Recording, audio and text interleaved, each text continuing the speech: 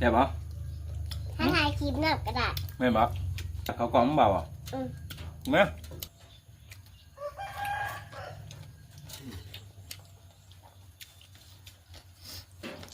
ด้วยจริงเลยอีเก่ง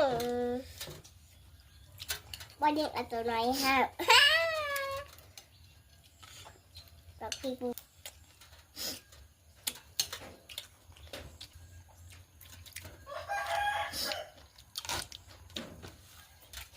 นี่แหละพวกกินของนะคนส่งนะครับ